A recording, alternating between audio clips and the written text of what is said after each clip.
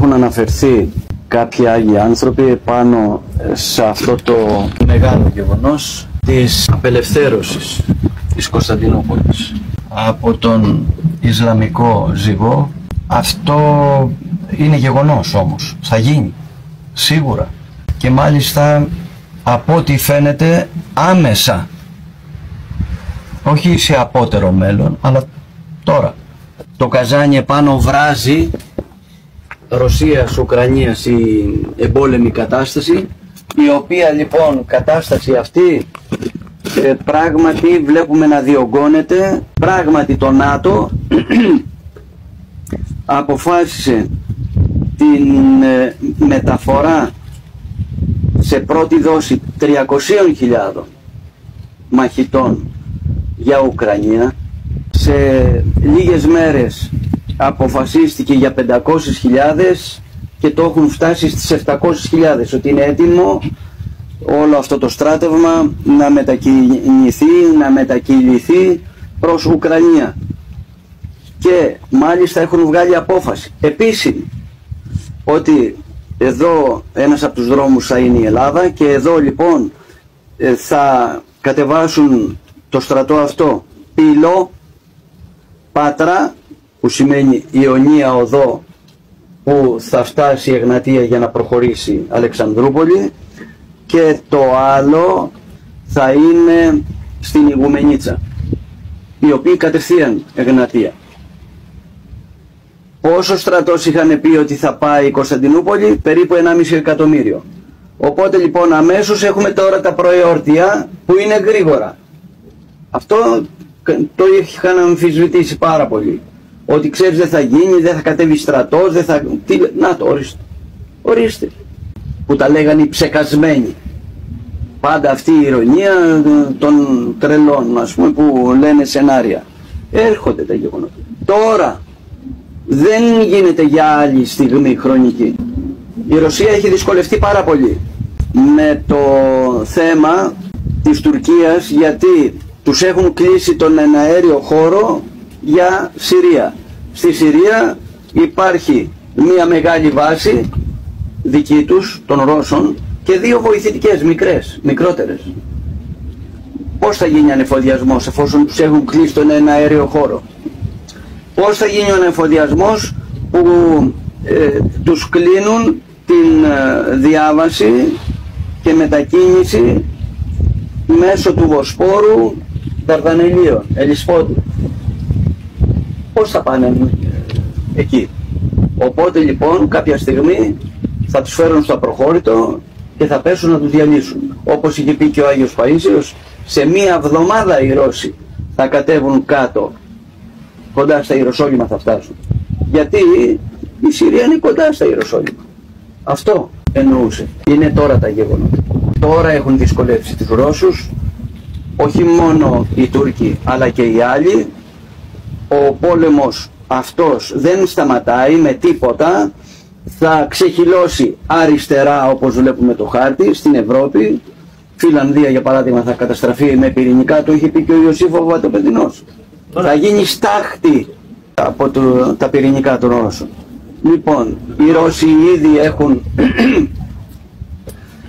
αναφερθεί σε αυτό ότι θα πέσουν πυρηνικά μικρής εμβέλειας, έτσι, γιατί πλέον έχουν έρθει σε αδιέξοδο και έτσι δεν είναι για να πούμε ότι ξέρεις αργότερα θα γίνουν τα γεγονότα.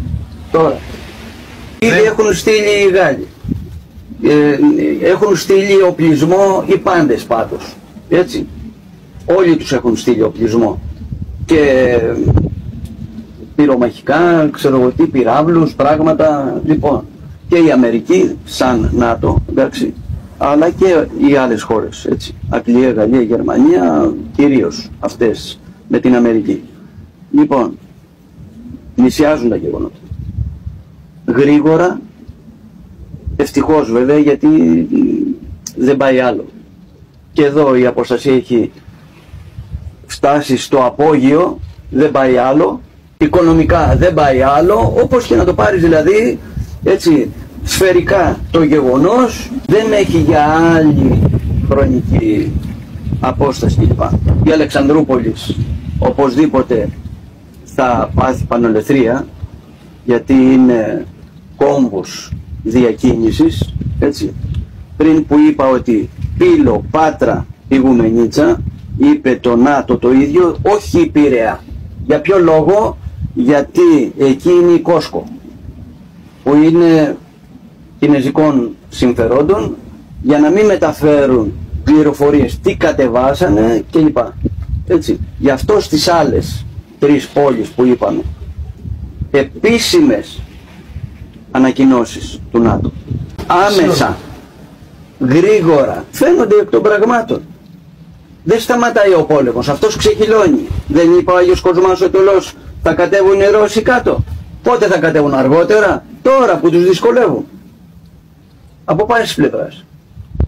Το ΝΑΤΟ είναι αποφασισμένο. Βέβαια, έτσι, σκάβεις το λάκκο του αλούνου, θα παίζεις μέσα. Θα καταστραφούν όλοι αυτοί, όλες οι χώρες που θα λάβουν μέρος εναντίον της Ρωσίας, δεν θα περάσουν καλά. Έτσι, να εξηγούμαστε. Όχι πυρηνικά με την έννοια αυτή που γνωρίζουμε στη Χειροσίμα, εκτός από την περίπτωση της Φιλανδίας, γιατί θέλουν να κάνουν εκεί πέρα μεγάλη βάση πυρηνικών. Ναι, αλλά η Φιλανδία με την Πετρούπολη είναι μόλις 60 χιλιόμετρα. 60 χιλιόμετρα, σε δευτερόλεπτα έχει πάει πύραυλος στην Πετρούπολη. Δίπλα η Μόσχα. Το ίδιο θα καταστραφούν και οι γύρω χώρες. Η Πολωνία θα πάθει πολλά, έτσι, η Ρουμανία θα πάθει πάρα πολλά. Η Ρουμανία θέλουν να κάνουν τη Ρουμανία καινούργια απόφαση του ΝΑΤΟ, εκεί να βάλουν τη μεγαλύτερη βάση της Ευρώπης. Και να που κάποιοι ασκητές Άγιοι της Ρουμανίας μου το έχουν πει κατ' επανάληψη εδώ, περαστικοί Ρουμάνοι προσκυνητές, ότι το Βουκουρέστι θα καταστραφεί από τους Ρώσους. Έτσι. Και τους ρώτησα τότε όταν μου το είπαν την πρώτη φορά. Λέω συγγνώμη, υπάρχει αμερικάνικη βάση στο Βουκουρέστι? Ναι. Εάν θέλετε κι εσείς να ταξιδέψετε γρήγορα, πηγαίνετε να κατοικήσετε δίπλα ακριβώς στο όριο της βάσης με τα έξω, για να ταξιδέψετε κι εσείς γρήγορα. Γιατί είμαι σίγουρος ότι θα δημιουργήσουν πρόβλημα στους Ρώσους και σίγουρα οι Ρώσοι δεν θα μείνουν έτσι. Είναι αποφασισμένοι οι Ρώσοι για όλα τώρα. Έτσι.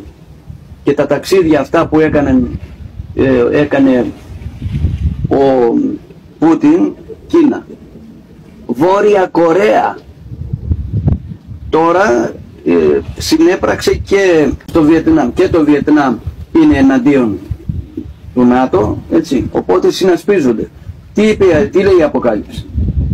Ότι θα καταστραφεί αυτή η πόρνη, η Βαβυλώνα, η μεγάλη. Ποια είναι η πόρνη αυτή? Η Αμερική. Για ποιο λόγο τα λέει εκεί πέρα? Με απλά λόγια ότι μέθησαν οι άνθρωποι με τις πορνίες της. Hollywood δίδαξε πορνεία, μοιχεία, σατανισμό, ομοφιλοφιλία, λεσβιασμό, κτηνοβασία, φόνους, ό,τι διαστροφικό. Και ο διάβολος έχει τα δικά του Άγια εναντίον των Αγίων των δικών μας. Τι λέμε εμείς? Τίμιο ξύλο, Άγιο ξύλο. Τι λέει ο διάβολος? Hollywood, Άγιο ξύλο. Το βλέπουμε. Ό,τι εναντιώνεται στο Χριστό και στην πίστη μας υπάρχει και από την άλλη πλευρά. Να, τι σημαίνει Hollywood? Ηρωνικό είναι, εναντίον του Χριστού και της πίστης μας. Αλλά λέει και κάτι άλλο, ότι μέθησαν με τα αίματα των ανθρώπων του Θεού. Μέθησε αυτή η Βαβυλώνα, η πόρνη. Μέθησε. Λοιπόν, τι βλέπουμε τώρα? Βάλανε χριστιανούς να σκοτώνουν χριστιανούς. 1962 πηγαίνουν οι Ρώσοι. Κακός. Κάτω, Κούβα. Να βάλουν πυράβλους. Καλά τους λέει η Αμερική. Εδώ ήρθατε, στα 200 χιλιόμετρα από τα σύνορα. Φύγετε, αλλιώς θα γίνει ο τρίτος παγκόσμιος πόλεμος. Ευτυχώς επικράτησε η λογική Έφυγαν. Αλλά τώρα που τα άλλα τέρατα θέλανε να βάλουν βάση του ΝΑΤΟ, ακριβώς σύνορα Ρωσίας-Ουκρανίας. Κάτσε εδώ, τι κάνετε? Φίλοι το πάτε να ξύνετε την μύτη της αρκούδας?